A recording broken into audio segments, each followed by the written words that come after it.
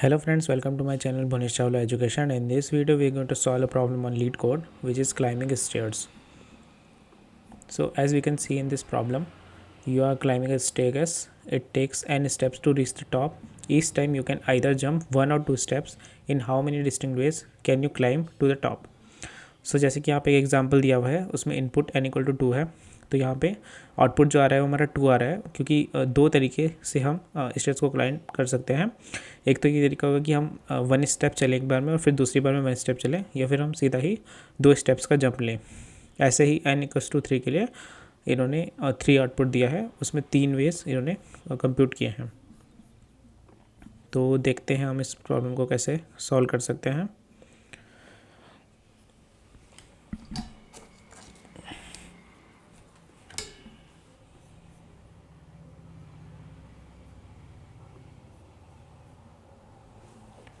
तो जैसे कि n = 1 के लिए हमारे पास एक तरीका होगा क्लाइंब करने का स्टेयर्स को।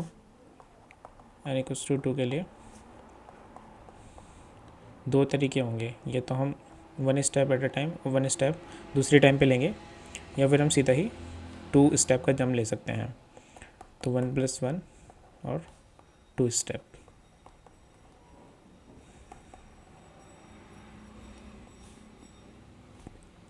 अब n = 3 के लिए हम देखते हैं, तो कुछ स्टेप से स्टेट्स होंगी। अब हम क्या कर सकते हैं कि एक स्टेप लिया, फिर दूसरा स्टेप लिया, फिर तीसरा स्टेप लिया। तो एक तरीका तो ये हो गया 1 + 1 + 1 स्टेप्स। दूसरा तरीका ये हो सकता है कि हमने 2 स्टेप लिया और फिर 1 स्टेप लिया, 2 + 1 स्टेप। तीसरा तरीका ये होगा कि हमने 1 स्टेप लिया और फिर 2 स्टेप लिया, तो 1 + 2 स्टेप। तो जो हमारा आउटपुट होगा इस केस में हो जाएगा 3। तो अभी हम एक चीज़ देख सकते हैं कि एक इन जनरल लेते हैं कि nth स्टेप के लिए हम कैसे कंप्यूट करेंगे, ठीक है। तो nth स्टेप के लिए हम कैसे कंप्यूट कर सकते हैं। अगर हम यहाँ एक ऑब्जर्वेशन देखें कि इन जनरल जैसे n = 3 के केस में क्या हो रहा है कि आप ऐसे सोचो कि अगर मुझे यहाँ का आंसर पता हो, ठीक है, मतलब कि n-1 स्टेप का आंसर मुझे पता हो और n-2 का आंसर मुझे पता हो, मतलब ये जो है पर्सन यहाँ पे 3 पे कैसे रीच करेगा, वो या तो यहाँ से रीच कर रहा होगा या फिर n-2 वाले से रीच किया होगा, ठीक है। तो अगर मुझे ये पता है कि इसका आंसर क्या है, मतलब कि पहले वाले स्टेप से अगर हम यहाँ पे आते हैं स्टेयर से, तो उसका आंसर मुझे पता है, प्लस n-2 वाले का आंसर पता है। अगर इन दोनों को मैं ऐड कर दूँ, लाइक n = 3 के केस में क्या होगा कि n-1, यानी कि मुझे सेकंड वाले का आंसर पता है, और n-2 यानी कि मुझे फर्स्ट वाले का आंसर पता है कि वो सेकंड स्टेयर पर कैसे पहुंचा था और फर्स्ट स्टेयर पर कैसे पहुंचा। इन दोनों का आंसर मुझे पता है, तो अगर इन दोनों को मैं ऐड कर दूं तो मेरा काम हो जाएगा। तो ऐसे ही हम nth स्टेप के लिए ये बोल सकते हैं कि जो n-1 स्टेयर पे वो रहा होगा, तो वहाँ से वो एक सिंगल जंप लेगा, या फिर वो n-2 वाले से एक सिंगल जंप लेगा, ठीक है। तो इन दोनों के आंसर मुझे पता होंगे तो मैं एक फंक्शन लिख सकता हूँ f(n) = f(n-1) प्लस f(n-2). इस टाइप से रिकरेंस रिलेशन बनेगा।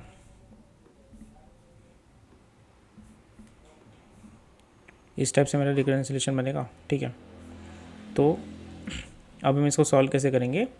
बेसिकली जैसे कि f(4) लेते हैं लेट्स से, तो f(4) हमारा ब्रेक होगा किसमें,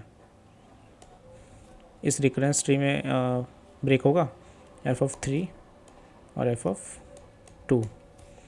f(3) को हम फिर से ब्रेक करेंगे, तो f(2), f(1), और इसको हम ब्रेक करेंगे फर्दर f(1), f(0). तो यहाँ पे हम देख सकते हैं कि हमारी क्या आ रही है, ओवरलैपिंग सब प्रॉब्लम्स आ रही है। मतलब कि अगर मैं एक बार f(2) को कंप्यूट कर रहा हूँ तो मैं दोबारा उसे क्यों ही कंप्यूट करूँगा। या f(1) का भी एग्जांपल आप देख सकते हो कि f(1) को मैंने यहाँ पे कंप्यूट कर लिया, तो मैं उसको यहाँ पे कंप्यूट नहीं करूँगा। तो एक तो इसमें हो गया ओवरलैपिंग सब प्रॉब्लम की प्रॉपर्टी आ गई। दूसरा, हमको जब भी काउंट करना होता है, मैक्स निकालना होता है, मिन निकालना होता है, इस टाइप के ऑप्टिमाइजेशन के लिए हम क्या करते हैं, डायनेमिक प्रोग्रामिंग की अप्रोच को फॉलो करते हैं। तो अभी देखते हैं, प्रोग्रामिंग की तरफ बढ़ते हैं। तो अभी हम सॉल्व करने का ट्राई करते हैं इस प्रॉब्लम को। तो अब हम इसको डी पी से सॉल्व करना चाहते हैं, तो सबसे पहले हमें बेस केस पता होनी चाहिए। तो 0 के केस में आंसर क्या आएगा, 0 आएगा। 1 के केस में 1 आएगा और n = 2 के केस में 2 आंसर आएगा। तो मैं सबसे पहले एक डी पी एरे को ले लेता हूँ, 2n+1। अब मैंने डी पी ऑफ 0 को बोला 0, डी पी ऑफ 1 को बोला 1, डी पी ऑफ 2 को बोला मैंने 2। ठीक है, ये मेरे बेसिक केसेस हो गए। अब मैं डी पी को फिल करना स्टार्ट करूँगा।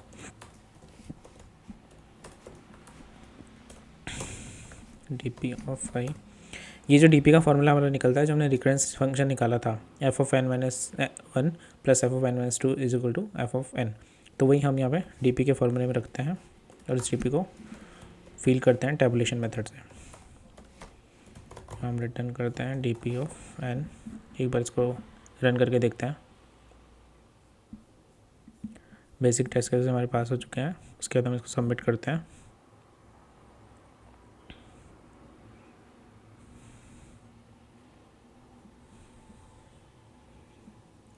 आउट ऑफ रेंज बोल रही है, तो ओके, इस टाइप के केसेस हमको हैंडल करने पड़ेंगे। इफ़ n = 1, ठीक है। तो इसके लिए हम क्या करते हैं, एक बेसिक बना लेते हैं। n = अगर 0 हुआ या फिर n = 1 हुआ तो हम रिटर्न कर देंगे सीधा n, एल्स। मैं इसको एल्स में डाल देता हूँ।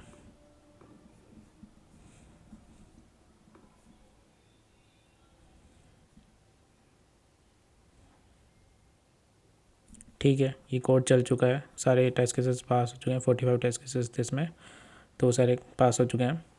आई होप आपको ये सॉल्यूशन समझ में आया होगा कि कैसे हमने पैटर्न देखा पहले कि क्वेश्चन में कैसे सॉल्व करना है। फिर हमने ये देखा कि उसमें ओवरलैपिंग सब प्रॉब्लम्स आ रही थी और हमको क्या करना था, ऑप्टिमली या तो मैक्सिमाइज़ करना, मिनिमाइज़ करना या फिर काउंट करना होता है। तो हम इन दोनों केसेस में हम डीपी का यूज़ करते हैं। अगर ये दोनों केस हमारे बन जाते हैं तो हम प्रॉब्लम को डीपी से सॉल्व करते हैं। तो इस टाइप से हमने डीपी एरे लिया और इसको टैबुलेशन मेथड से सॉल्व किया है। एक मेमोराइजेशन का भी मेथड होता है, उसमें आप रिकर्सन फंक्शन को लिख सकते हो और उसको हम स्टोर करते हैं। पहले कि मैंने आप डीपी को इनिशियलाइज़ कर देते हैं किसी भी पॉइंट से, लाइक -1 से, और उसके बाद हम उसको रिकर्सिवली कंप्यूट करते जाते हैं। अगर पहले से ही वो कैलकुलेटेड नहीं होता है, लाइक डी पी ऑफ 2 पहले से कैलकुलेटेड है, तो हम उसको दोबारा से रिकरेंस को कॉल नहीं करते हैं। तो बेसिकली यही फंडा होता है। 2 मेथड्स होते हैं, इसमें मैंने अभी टैबुलेशन मेथड से इसको सॉल्व किया है। Thank you guys for watching this video and stay tuned on this channel for more coding related content.